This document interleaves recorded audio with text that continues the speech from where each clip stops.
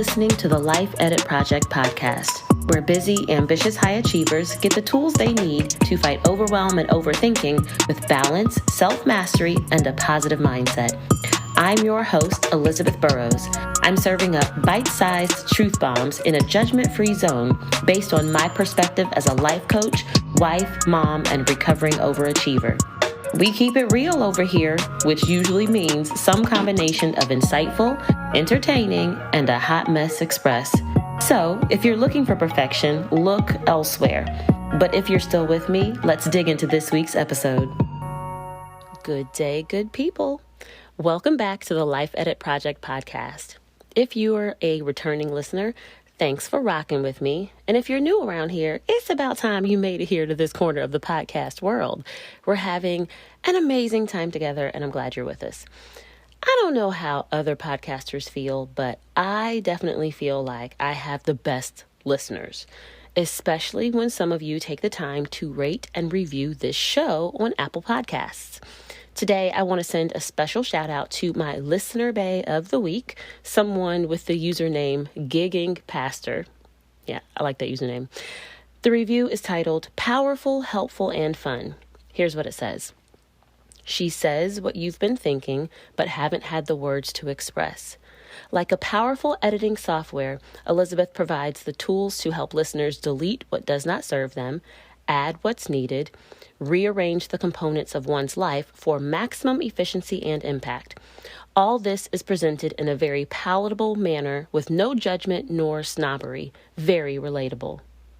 Isn't that so nice? And this is why I'm claiming that I have the best listeners, because anyone who takes the time to write something that descriptive and that compelling is not playing around. Thank you so much, Gigging Pastor.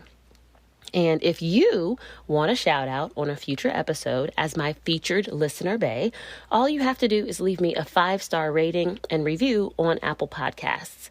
There are step-by-step instructions on my website in case you've never reviewed a podcast and have no idea where to start. Just go to lifeeditproject.com/podcast for details. And of course, that link will be in the show notes for you because I like to make life easy for you. Now, I am super excited about today's episode. This is going to be a juicy conversation, and I hope you're here for it because it's a conversation that really needs to be had. The title of today's episode is I'm Your Life Coach, Not Your Therapist or One of Your Little Friends, which I hope gives you some insight into what's about to go down here.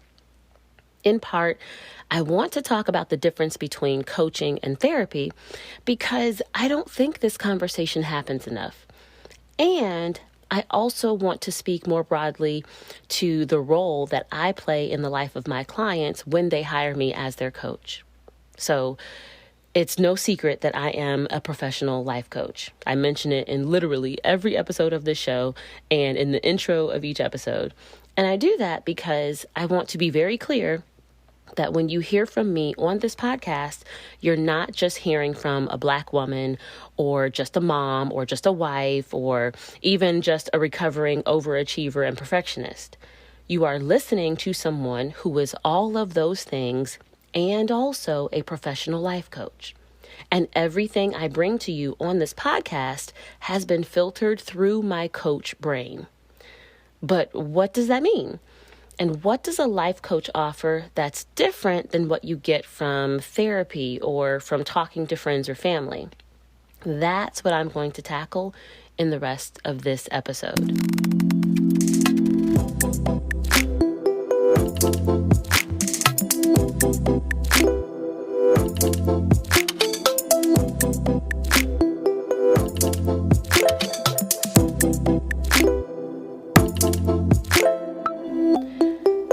Start by addressing the simplest question. What's the difference between life coaching and therapy or life coaching and counseling? But first, a huge disclaimer and a little bit of an explainer. So I am answering this question from my own perspective as a life coach, but the industry of coaching is not a monolith. It's more than one thing. There are many different types of coaches who use many different types of modalities to support their clients. And also, there's no universal regulations for the coaching industry. So while I know lots of other coaches who share my thoughts and opinions on the purpose of coaching and the value of coaching, I'm not trying to put words in anyone else's mouth. I'm not speaking for any other coaches. I'm just speaking for myself. Now, that being said, there are many similarities between coaching and therapy, but I really want to discuss today 3 of the main differences because I think that's more helpful. So the first I've already mentioned or alluded to, and that is coaching is an unregulated industry, whereas therapy is highly regulated. To be a legally practicing therapist or counselor, a person has to have completed an advanced college degree in a particular field of study. They have to have done a certain amount of hours working with patients under the guidance of an experienced therapist, and they would have to pass a licensing exam. So if a person wants to be a therapist, if you want to be a therapist, you have to put in several years of study and practice before you can legally call yourself a therapist. And once you do, if you break the rules, you can lose your license to practice. Now, by contrast, the coaching industry, it's a lot younger and it's just not there yet with that level of regulation. So yes, there are lots of different organizations that will train and or certify people to be coaches.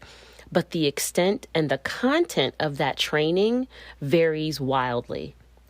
It's also entirely possible for someone to wake up one day and decide to just start coaching without having completed any study or training.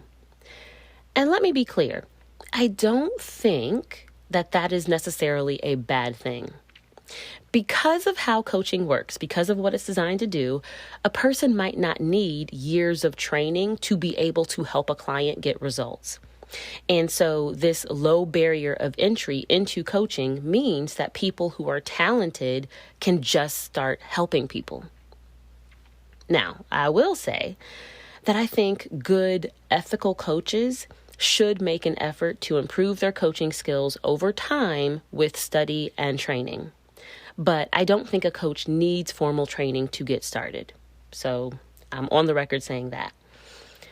A second way I hear people explain the difference between coaching and therapy is that therapy helps people deal with their past while coaching helps people move towards their future. And I've even given some version of that answer before, but I have to say that my thoughts on this have evolved a bit, and I've reached the conclusion that it's actually not that binary. I do think it's generally more accurate to say that coaching is more present and future oriented, while therapy can often be past focused, but both coaches and therapists will end up touching on past, present, and future. Both types of professionals are going to work with all of the tenses, all of the areas of time. There are a lot of coaches that will help a client unpack something that happened in the past, and I happen to be one of them. But in general, the reason coaches address something in the past is because it's getting in the way of whatever the goal is for the present or future.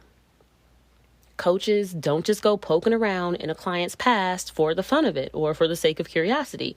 If we go for a stroll down memory lane, it's going to be for a specific reason.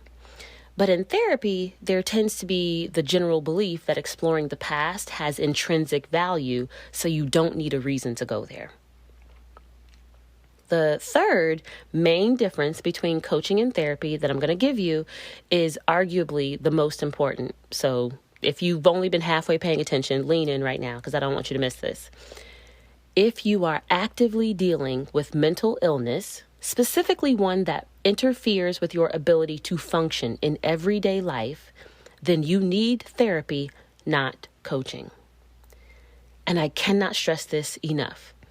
If you're dealing with extreme levels of depression, anxiety, a diagnosis like borderline personality disorder, major trauma, if you are trying to recover from abuse or anything else that qualifies as mental illness, getting into therapy with a licensed professional that can diagnose and treat your condition is a must. A must. That being said, life coaching is also a mental health resource.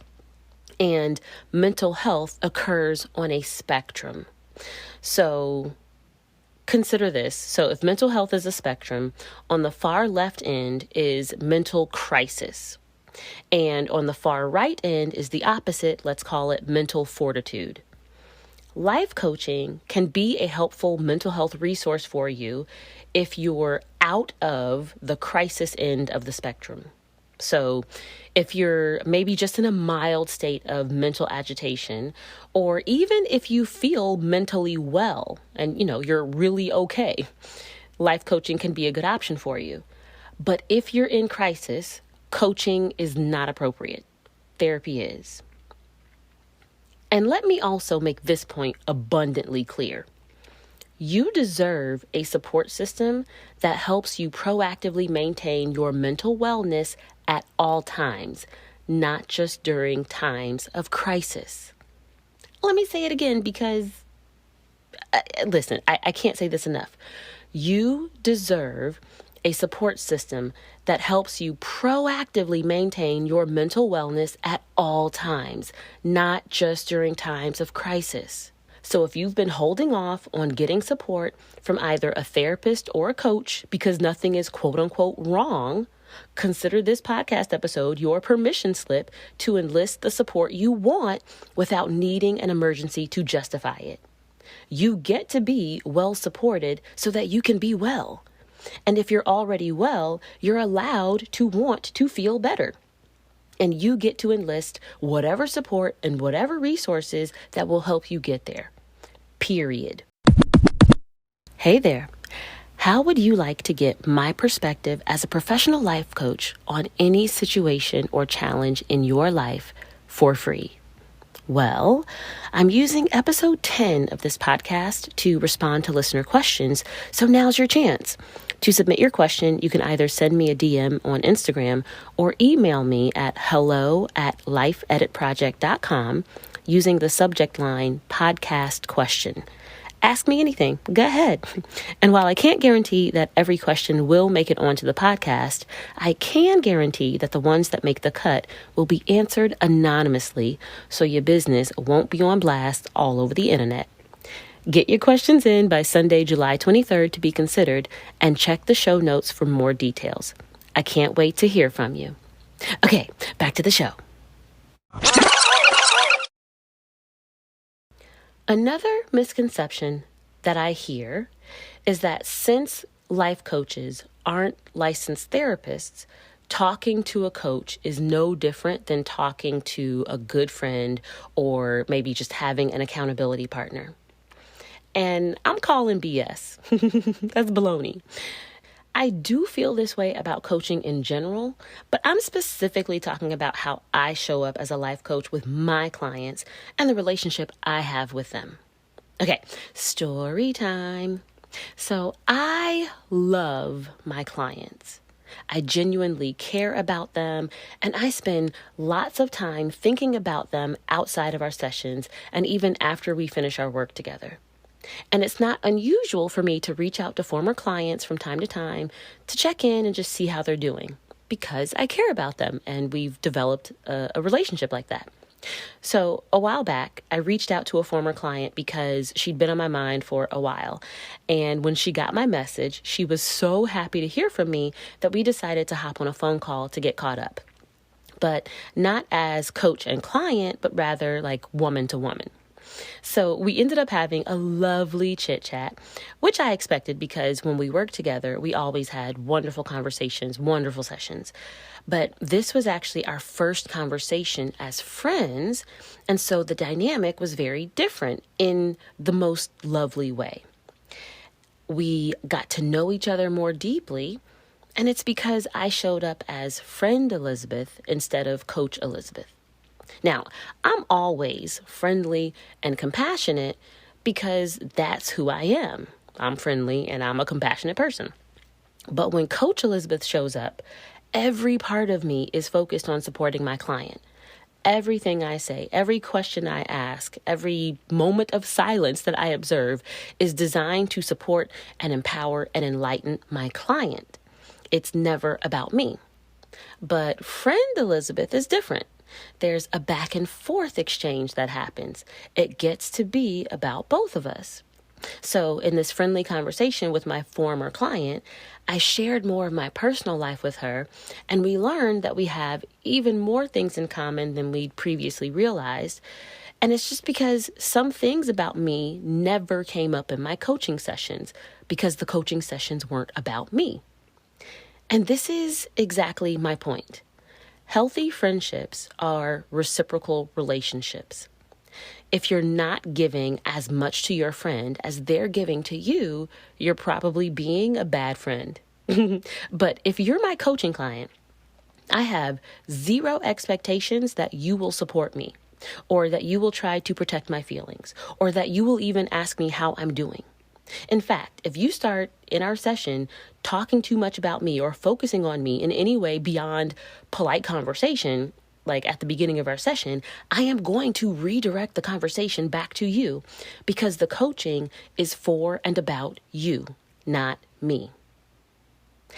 Another way getting coached is different than talking to a close friend is that as a coach, my only agenda is to help you get the result you hired me to help you get. Friends have all kinds of opinions about what you should and should not be doing, and their agenda is usually to convince you that they're right.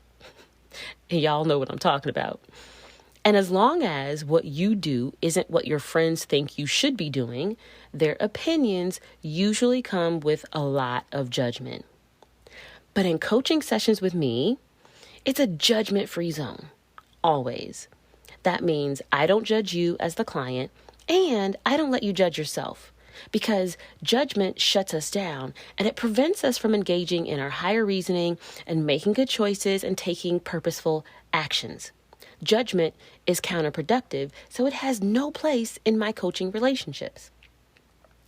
Although I cannot promise that I am 100% judgment free with my friends, you know? Okay.